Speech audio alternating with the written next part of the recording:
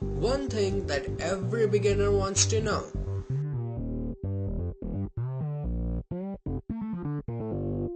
Hey, what's up guys, Dhruval here, and in this video we will cover the topic that every beginner has been asking for, like how do you mask the goddamn hair in Photoshop? And this is a subjective topic. I mean, different conditions, different output. So I have selected an image as simple as possible so that I can demonstrate the method that I use properly. Now as you can, it is fairly simple image, white background and black hair. So how do you start the process? So first of all, I'd like to use my quick selection tool, as you can see here, and make a rough selection around her, something like this. And since it's a white, black in front of white, it shouldn't be that difficult. As you can see, I have made a selection of her body properly, but the hair doesn't have to be accurate. The basic of the selection would work just fine. As you can see, if I zoom in, I hope you can see in the recording. So that's fine. And then once this thing is done, select your mask option from here and click it. So it will apply a layer mask. Now to actually see the image properly, I'm gonna create a solid layer from here, and in the solid I'm gonna keep a fairly bright color. So that one seems fine, and hit OK. Now put this under this layers. As you can see, now we have this white fringing and her hair, it doesn't look really good. After that, you need to select your mask, not the image, the mask. Then right click on that and select refine mask. Now in the refine mask, first of all check this option, smart radius, and after that make the radius full 100%, actually to 50%. So it looks like magic, doesn't it? And it is, like, it saves a lot of time. And after that we need to still get rest of the remaining hairs like this, as you can see. So just paint directly. There is a default brush, as you can see here, and all you have to do is just paint with that, and it's not like a really difficult job. Kids in kindergarten can do this.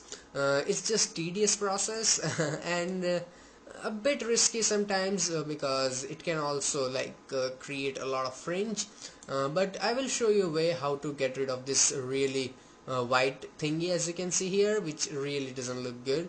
So I think we have covered fair amount of hair that it looks enough to look like natural. So that seems fine, and after that we need to get rid of the fringing, which is actually more important than the first step, because most of people can't get that right. My tongue. So click these options, and then first of all let's take it this way.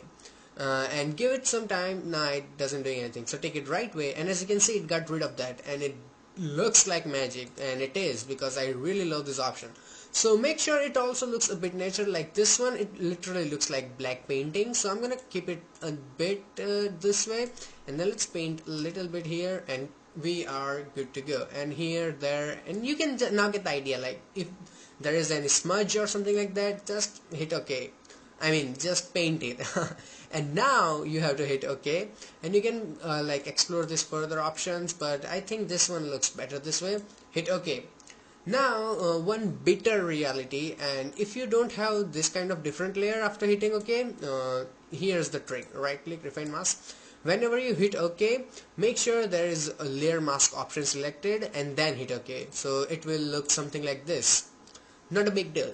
So it looks something like this, and after that, as you can see, it looks fine right now, but if I change the color to the dark, as you can see, it doesn't look that attractive. I mean, it sure was looking cool in bright background, but the moment you start making it dull, as you can see, the fringe appears, and that's the backdrop of lower resolution images. Like, you cannot deal with it really good.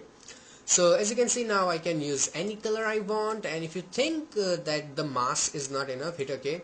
So as you can see, this image looks fine, but if you want even more growth in the hair, just press Ctrl J, and it will make your image, like, it will duplicate it, and as you can see, now it fills in a lot of hair, and I can make another copy and it looks even better. And then all you have to do is select this layers by pressing Ctrl key and click on them, and then press Ctrl E. So now you have your image on a separate layer, totally cut from the background, and you can put anything in behind her, as you can see. So the important thing I would say, like, if you're going to photograph someone, click them in front of gray background or in the white background, because whenever a photographer photographs something, a model, and if they know like they are going to cut it, So they choose gray or white background because it's easier to get rid of. So that's one tip, and another is use a image that is really high resolution, because that will have a lot of data and that will allow Photoshop to like do its work properly. So select a high resolution image, and if you're going to photograph it in front of gray or white background. Gray would be best option. So that's it for this video. This was really short one, and I wanted to cover this thing because many people, like beginners especially, have struggled with it. So if you have any questions or suggestions, ask me in the comments. Hit that like button, it helps my videos a lot. And if you're interested in even more Photoshop tutorials, you can click any of these boxes, or you can go to my channel where I have more than 65 free Photoshop tutorials for everyone, and you can subscribe to my channel. So every time I upload a new video, you will get an update. So till then, goodbye, take care, and have some fun with Photoshop.